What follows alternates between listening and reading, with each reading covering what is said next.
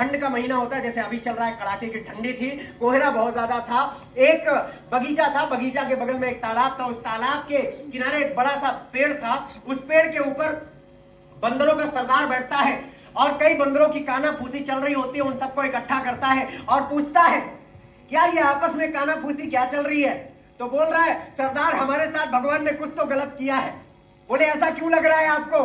बोले देखो ये इंसान कभी सूट पहन के निकलता है, कभी साड़ी पहन के जाते हैं, कभी सज धस करके निकलते हैं, कभी मेकअप करके निकलते हैं, कभी दावत चले जाते हैं, कभी डांस करते हैं। आप सोच के देखो ये इंसान, इनकी जिंदगी कितनी अच्छी है और हमको ऊपर वाले ने बंदर बना दिया है। हम कभी इस पेड़ से इस पेड़, इस पेड़ से इस पेड़ केवल उछलते रहते हैं। हमारी ऐसी क्या गलती है, आज हमें भगवान से ये गुहार लगानी है।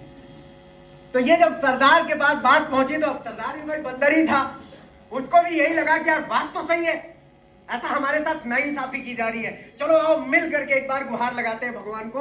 और ये लोग अपनी बात रख रहे होते हैं, तभी एक आकाशवाणी होती है।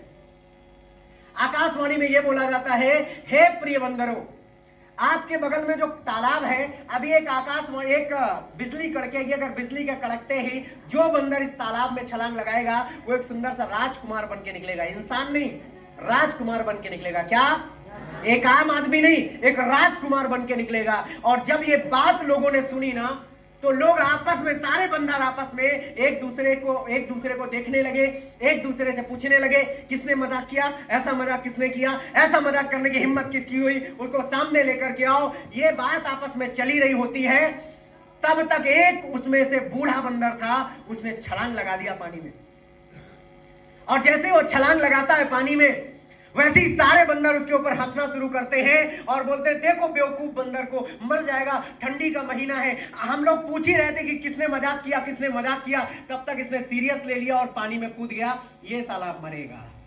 और कुछ देर के बाद वो जो बंदर तालाब में कूदा था वो बाहर निकलता और एक सुंदर सा राजकुमार बन के निकलता है। और जैसे उसको राजकुमार बन के निकलता हुआ सारे बंदर देखते हैं, सारे बंदर बारी बारी से तालाब में कूदना शुरू कर देते हैं। अब जब सारे बंदर बारी बारी से तालाब में कूदना शुरू कर देते हैं तो फिर से एक आकाशवाणी होती है कि हे मूर्ख बंदरों, समय समाप्त हुआ, कोई मतलब नहीं है। सारे बंदर ठिठुरते हुए बाहर निकलते हैं, कांपते हुए बाहर निकलते हैं। और बाहर निकल करके जो बंदर राजकुमार बन के निकला था उसको चारों तरफ से घेर करके खड़े हो जाते हैं और उससे एक सवाल पूछते हैं।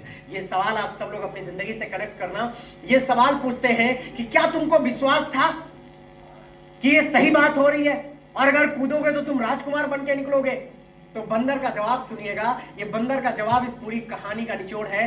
बंदर बोलता है नहीं भाई, मुझे कोई विश्वास नहीं था, लेकिन जो आवाज सुनी थी मैंने, उस आवाज में एक बात बोली गई थी कि अगर आप कूदते हो तो एक सुंदर सा राजकुमार बन के निकलोगे। उस आवाज में कहीं यह नहीं बोला गया था कि आप कूदोगे तो आप राजकुमार भी बन सकते हो, खच्चर भी बन सकते हो, गधे भी बन सकते हो, सांप, नेवला, बिच्छू, घड़ियाल, कुछ भी बन सकते हो। ऐसा कुछ भी नहीं था। तो मैंने सोचा कूद के देख लेता हूं, बना तो राजकुमार, वरना पिछले 20 साल से बंदर तो हूं ही। बन गया तो राजकुमार, नहीं तो बंदर तो था ही। समझ में आई बात? आपको भी एक अपॉर्चुनिटी मिली है। आपके मन में भी ये बात आ रही होगी कि कैसे विश्वास करूं, क्या मैं कामयाब हो जाऊंगा।